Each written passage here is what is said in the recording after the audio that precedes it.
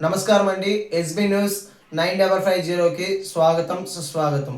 ఏ రోజు వార్త ఆ రోజు మనకు అప్డేట్ కావాలంటే ఎస్బీ న్యూస్ 9550 ఛానల్ను మీరు సబ్స్క్రైబ్ చేసుకుంటే ప్రతిరోజు వార్త మీకు అప్డేట్గా ఉంటుంది.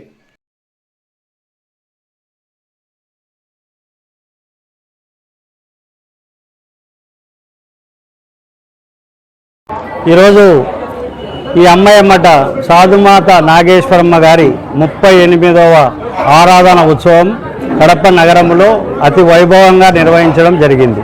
ఈ యొక్క ఉత్సవం ప్రతి సంవత్సరం సాధుమాత అమ్మయ్యమ్మది నాగేశ్వరమ్మది ఈ ఇద్దరి యొక్క ఆరాధన ఉత్సవాలు కడప నగరంలో దిగ్విజయంగా నిర్వహించుకుంటూ ఈ రెండు కార్యక్రమాలకు ఇక్కడ దాదాపుగా 1000 మందికి అన్నదాన కార్యక్రమాన్ని కూడా ఏర్పాటు చేయడం జరుగుతూ ఉంటుంది.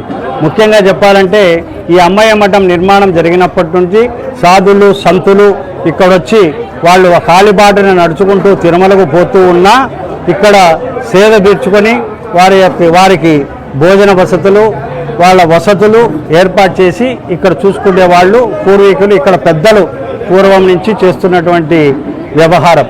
దానిలో భాగంగా ఇక్కడ ఈ సాధుమాత అమ్మయ్య మఠంలో ఒక చరిత్ర ఉంది. ఈ మఠంలో పూజించినటువంటి భక్తులకు ఇక్కడ అనుకున్నటువంటి ఏ అయితే కార్యక్రమాలు వాళ్ళ ఫ్యామిలీలో జరుగుతున్నటువంటి సమస్యల మీద కూడా ఈడ పూజ చేసుకొని బరాయించినట్లయితే వాళ్లకు ఆ యొక్క విజయం చేకూరుతున్న ఒక నమ్మకం కూడా ఉంది. ఈ కార్యక్రమం నిర్వహించుకుంటూ ఈ ప్రాంతంలో ఉన్నటువంటి ప్రతి ఒక్కరూ కూడా అమ్మయ్య మఠానికి వచ్చి పూజ చేసుకుని వాళ్ళు వారి వంతు బాధ్యతగా ఈ యొక్క పూజా కార్యక్రమంలో పాల్గొనేవాళ్ళు.